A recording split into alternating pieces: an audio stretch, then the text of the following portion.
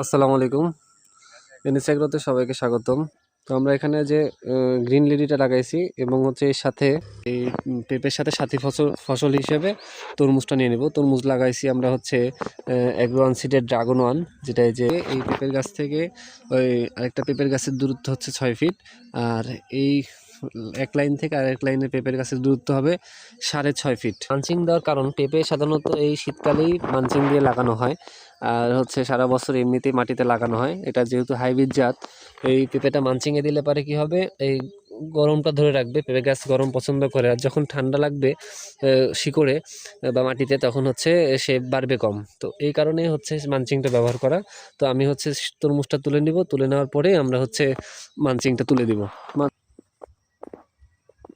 আর এখন শীতের দিন, যত হচ্ছে আর্দ্রতা ধরে রাখবে তত পেঁপের গাছ গ্রোথ পাবে। আর এমনিতে সাধারণত যদি মাটিতে লাগাই তাহলে পরে ওই পেঁপের গাছটা ওই শীতের কারণে শীতকা ধরে থাকে। পেট পাড়া আজকে হচ্ছে 10 দিন হচ্ছে। লাগানোর পদ্ধতি দেখে আমাদের এই যে পলি হাউসে উৎপাদিত চারা, এগুলো হচ্ছে কোকোপিটের মাধ্যমে তৈরি। দেখেন চারার কোয়ালিটি দেখেন। এভাবে গোটা বাংলাদেশে আমরা ডেলিভারি দিয়ে থাকি চারা। লাগানোর সিস্টেমটা হচ্ছে আপনার হচ্ছে এই দক্ষিণ সাইডে, দক্ষিণ দিকে আপনার চারাটা 40 ডিগ্রি হচ্ছে হেলে থাকবে, মানে 40 অ্যাঙ্গেলে যাবে। হ্যাঁ অ্যাঙ্গেলে যাবে।